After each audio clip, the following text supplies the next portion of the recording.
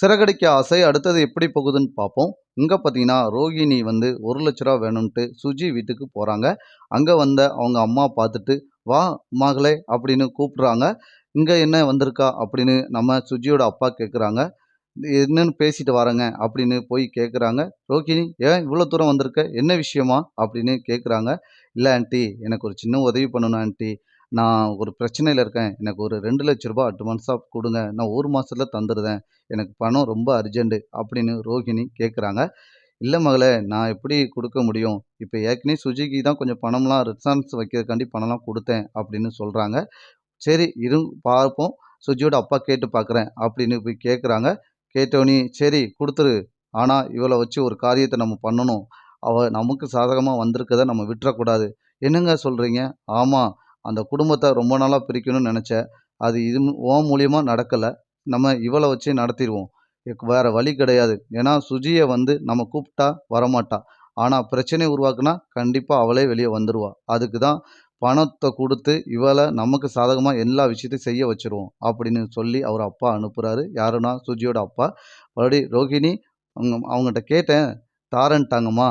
நீ ஒரு 1 மணி நேரத்தில உன் அக்கவுண்ட்ல ஏறிரும்" அப்படின்னு சொல்லி அனுப்பியிருந்தாங்க. அடுத்த சீன்ல முத்து போயி நம்ம சீதா ஹாஸ்பிட்டல்ல போய் பார்க்குறாங்க. அங்க சீதாட்ட கேட்குறாங்க, "சீதா, உனக்கு என்ன மாப்பிள்ளை வேணும்? எந்த மாரி மாப்பிள்ளை பார்க்கணும்? அத சொல்லு. உங்க அக்காவுக்கும் எனக்கும் அடிக்கடி பிரச்சனை வருது" அப்படின்னு முத்து சொல்றாரு.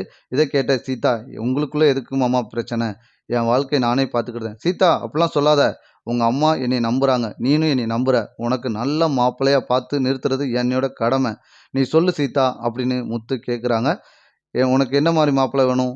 "எனக்கு கவர்மெண்ட் ஜாப்பா இருந்தா நல்லது தான் மாமா" அப்படின்னு சொல்லி அனுப்பியிருந்தாங்க. கவர்மெண்ட் ஜாப்ல யாரு மாரி இருக்கணும்? ஐடி கம்பெனிக்காரங்க ஒர்க் வேண்டான்ட்டல்ல.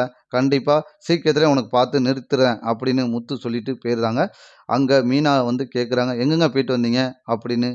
"உங்க தங்கச்சிய போய் நான் பார்த்தேன். சீதாவுக்கு நான் எந்த மாப்பிள்ளை பார்த்தாலும் பிடிச்சிருக்கு அப்படின்னு சொல்லியிருக்கா. நீ மாட்டுல போட்டு மனச குழப்பிக்கிட்டு இருக்காத மீனா" அப்படின்னு சொல்றாங்க மீனாட்ட. உடனே மீனா சொல்றாங்க, "ஏங்க, அவ மனசுல அருண நினைச்சுட்டு தான் பேசியிருப்பா" அப்படின்னு சொல்லவும் முத்துக்கு கோவம் வருது. "இங்க வா, நீ இப்படி தான் சொல்லிக்கிட்டே இருக்க" அப்படின்னு சொல்லிட்டு நம்ம மீனாவ கூப்பிட்டுட்டு அவங்க வீட்டுக்கே போறாங்க சீதாவ பார்க்க.